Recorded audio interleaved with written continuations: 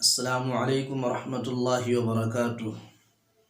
کیسے ہیں ناظرین؟ امید کرتا ہوں آپ خیر و عافیت سے ہوں گے۔ رب کریم آپ کو شاد و آباد رکھے۔ قاضی ابوبکر بن عربی رحمۃ اللہ علیہ نقل فرماتے ہیں کہ جس زمانہ میں منصور بغداد کا خلیفہ تھا، اس زمانے میں عیسیٰ بن موسیٰ ہاشمی نام کے ایک شخص رہا کرتے تھے۔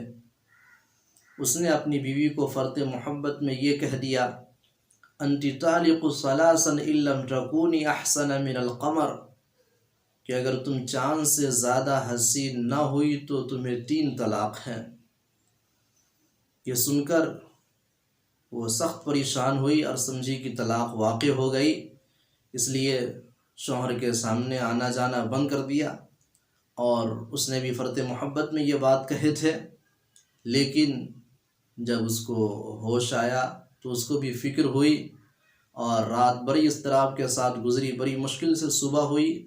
صبح کے وقت خلیفہ ابو جعفر منصور کے دربار میں حاضر ہوئے اور رات کا سارا واقعہ سنا دیا۔ خلیفہ ابو جعفر منصور نے اپنے دربار میں اپنے زمانے کے بڑے بڑے علماء اور فقہا کو جمع فرمایا اور ان کے سامنے یہ مسئلہ رکھا کہ آپ لوگ بتلائیے کہ اگر کوئی شخص اپنی بیوی سے یہ کہے کہ اگر تو چاند سے زیادہ حسین اور خوبصورت نہ ہوئی تو تجھے طلاق ہے، تو بتلائیے کہ کیا طلاق واقع ہوئی یا نہیں ہوئی؟ تو اکثر علماء اور فقہا کی رائے یہ ہو رہی تھی کہ طلاق واقع ہو گئی، اس لیے کہ کسی عورت کے لیے یہ ممکن نہیں کہ وہ چاند سے زیادہ حسین اور خوبصورت ہو جائے۔ لیکن ایک فقیہ تھے، انہوں نے یہ رائے دی کہ طلاق واقع نہیں ہوئی۔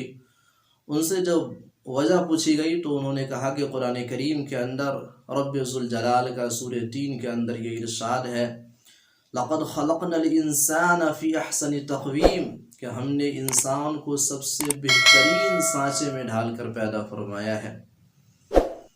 خلیفہ ابو جعفر منصور نے بھی اس جواب کو پسند فرمایا اور عیسیٰ بن موسیٰ ہاشمی کو یہی لکھ کر بھیج دیا کہ طلاق واقع نہیں ہوئی۔